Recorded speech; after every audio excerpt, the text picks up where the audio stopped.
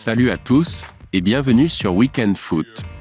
Nous commençons cette édition spéciale PSG, avec les révélations du président du club de la capitale sur Mbappé, et nous vous parlerons de ses ultimatums à l'endroit de l'attaquant de 24 ans.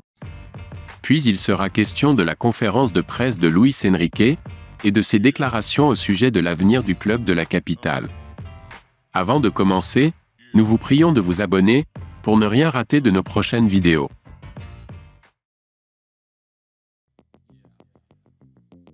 Al-Khelaifi donne un ultimatum de 2 semaines à Mbappé. Les Qataris n'en peuvent plus de la situation de leur club, et veulent mettre les choses au clair avec leur attaquant vedette. Pour cela, Nasser Al-Khelaifi a quelques médias, dont RMC Sport a donné un ultimatum de 2 semaines à son attaquant, pour décider sur son avenir. Mbappé l'a dit publiquement, il ne peut pas partir libre. J'ai été très choqué d'apprendre qu'il avait l'intention de partir gratuitement.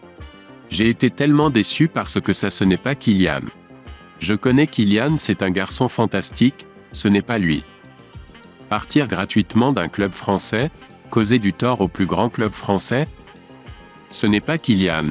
Je le répète, quand j'ai appris cette information, j'ai été tellement déçu. Il doit décider vite. La semaine prochaine, dans les 10 jours au plus tard. Maximum dans 2 semaines. Et s'il ne veut pas signer, la porte est ouverte. C'est valable pour lui comme pour les autres d'ailleurs. Le club est plus grand que quiconque. Il n'y a personne de plus grand que le club, personne, y compris moi-même. Relancer sur le droit de Mbappé de rester 1 an de plus au club avec lequel il est lié contractuellement. Dans les normes du foot, on n'a jamais vu partir le meilleur joueur du monde partir gratuitement d'un club, un club de son pays en plus. Ce n'est jamais arrivé.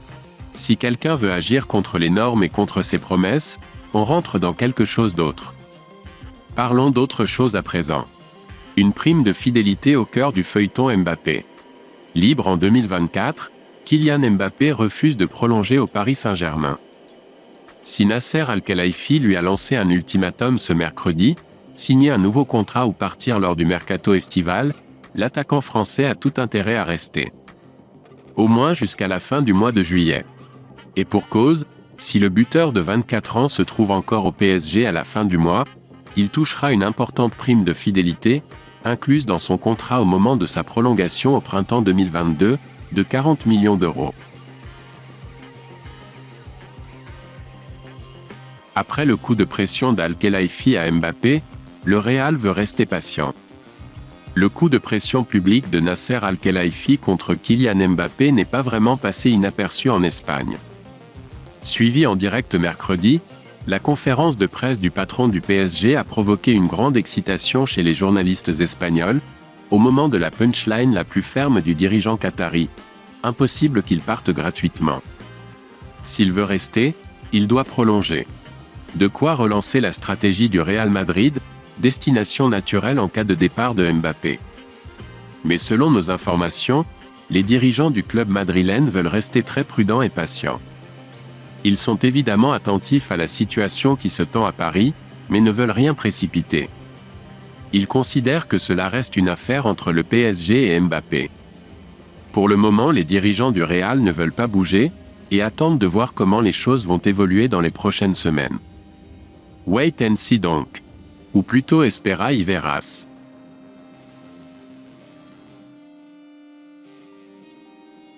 Conférence de presse de Luis Enrique au Paris Saint-Germain. Moins d'une semaine avant la reprise de l'entraînement, lors d'une conférence de presse retardée de 3 heures, l'annonce de Luis Enrique comme nouvel entraîneur du Paris Saint-Germain s'est fait attendre. Longtemps. Mais elle a fini par arriver mercredi, à 17 heures. Après une brève introduction de Nasser Al-Khelaifi, c'est en français que le technicien espagnol a lâché ses premiers mots. Tout d'abord, je vais remercier le club, le président et le directeur sportif pour leur confiance. Je ne parle pas encore français, mais j'ai commencé à l'étudier. Peu de personnes peuvent prétendre à ce projet. Je suis vraiment ravi d'être là, a-t-il d'abord déclaré. Puis c'est naturellement dans sa langue natale qu'il a répondu aux questions des journalistes. Luis Enrique botte en touche, au sujet de Mbappé et Neymar. Évidemment, l'ancien coach du Barça ne s'est pas aventuré sur les sujets chauds du moment dans la capitale. Mais la perche lui était tendue à plusieurs reprises, en particulier concernant l'avenir de Kylian Mbappé. On reste toujours ouvert. Il peut arriver plein de choses. Sur ce sujet, je vais garder cela privé, c'est le secret professionnel. Je ne peux pas délivrer des confidences. Mais on va essayer de faire le meilleur effectif possible, a-t-il esquivé, avant que son président ne se montre beaucoup plus incisif. Celui qui était sélectionneur de la Rora il y a encore quelques mois a également gardé pour lui son ressenti sur le cas Neymar, qu'il avait côtoyé avec grand succès au Barça. Je n'ai pas encore parlé avec Neymar. J'ai parlé avec Kimpembe, Mukiele et Nuno Mendes, parce qu'ils sont au centre d'entraînement. Mais je n'ai parlé avec aucun autre joueur de l'effectif. J'aime arriver dans les lieux, ne rien imposer.